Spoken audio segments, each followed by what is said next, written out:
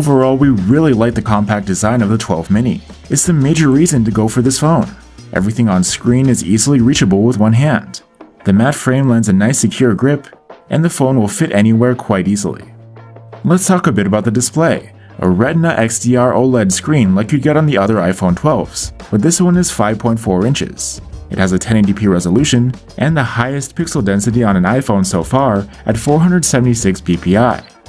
One downside you will find here is the wide notch cutout at the top for the selfie cam and structured light camera.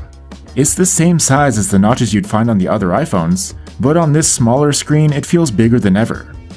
Still, this OLED display is great. It's responsive, with excellent sharpness and deep blacks. Maximum brightness is respectable at 627 nits, and color accuracy is excellent with full support for DCI-P3 content. And you get True Tone automatic white balance adjustments based on ambient lighting. The only thing we wish the iPhone mini and the other iPhone 12s offered here was a fast screen refresh rate. You just have the standard 60Hz. Even though the iPhone 12 mini is so small, Apple still managed to fit stereo speakers in it, a hybrid setup with one speaker at the bottom and the earpiece acting as the second speaker. These speakers are as loud as the ones on the iPhone 12 and 12 Pro, scoring very good in our test. However, sound quality isn't as good here. While the highs are nice, mids are a bit lacking and there's little to no bass.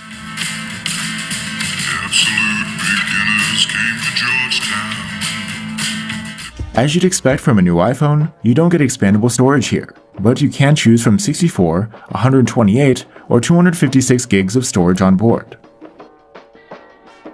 And unlocking the iPhone 12 mini, like on other recent iPhones, is done through the secure and very responsive Face ID.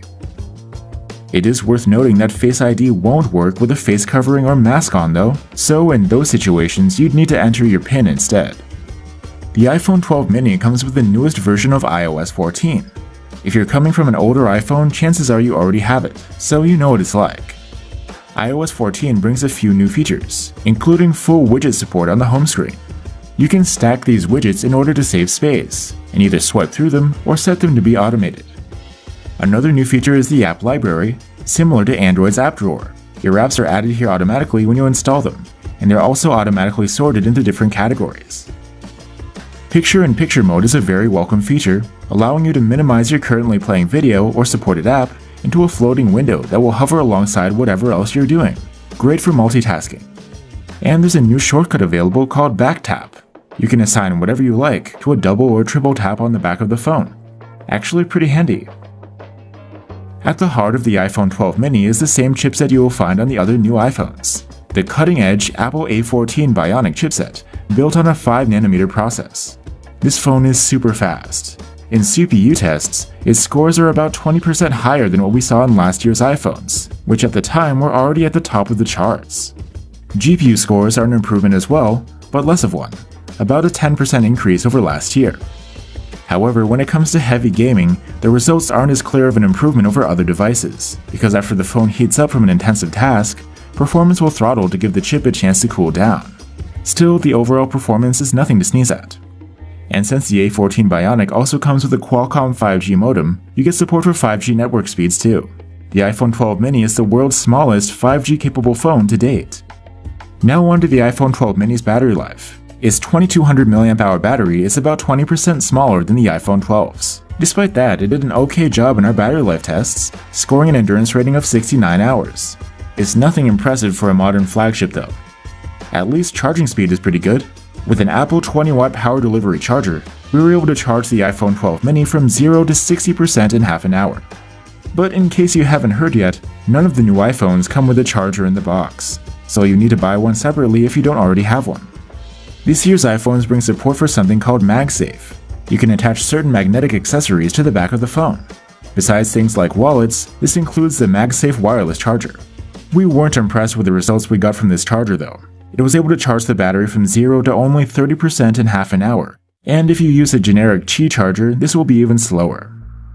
Let's move on to the dual camera setup, which is the same as the regular iPhone 12s. There's a 12-megapixel main camera with OIS, with a wider aperture than last year's iPhones, and a 12-megapixel fixed focus ultra-wide cam, which has night mode support this year.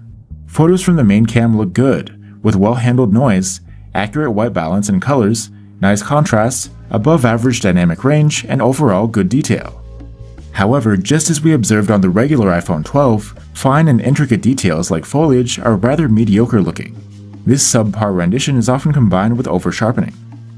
Portraits are shot with the main camera and look brilliant. They are sharp and rich in detail, with true-to-life colors, superb contrast, competent separation, and natural-looking backgrounds.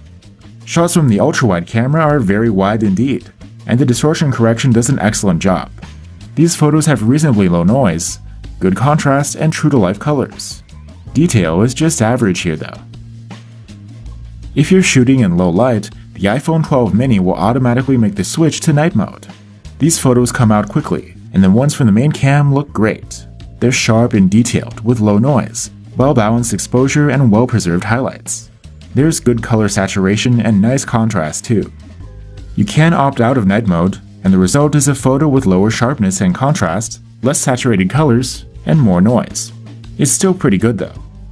Auto night mode shots from the ultra-wide cam are pretty usable, with balanced exposure and preserved highlights. There's enough detail and colors are true to life. The photos overall are rather noisy and soft though.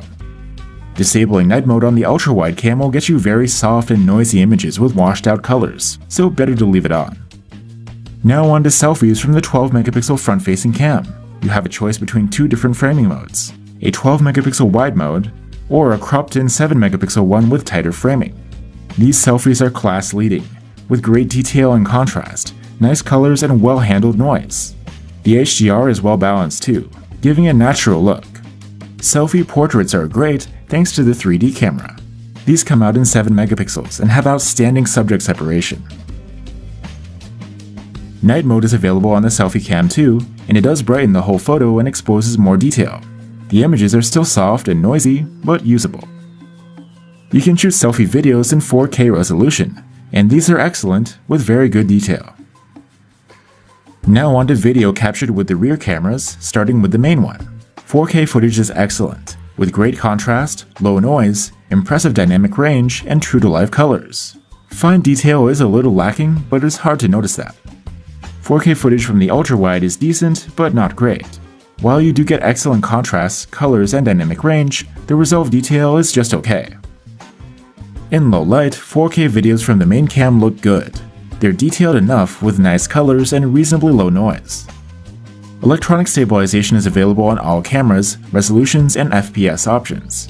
It works great, as it always has on the iPhones. And like the rest of the iPhone 12 series, you can capture HDR videos straight into the Dolby Vision Dynamic HDR video format. The color-boosting Dolby Vision information is saved separately, so the video will look normal on a non-HDR player or screen. So that's the iPhone 12 mini. You don't see compact flagships too often these days, and this one is great, with its durable build quality, excellent OLED screen, lightning-fast chipset, stereo speakers, good cameras, and decent battery life for the size. You get basically the same experience as the regular iPhone 12, just smaller. Besides a few nitpicks like the lack of a high refresh rate on this screen and no charger in the box, there's not a whole lot to complain about here. I would say that this isn't a device for heavy gaming, since the thermals aren't ideal and the battery is smaller than most alternatives.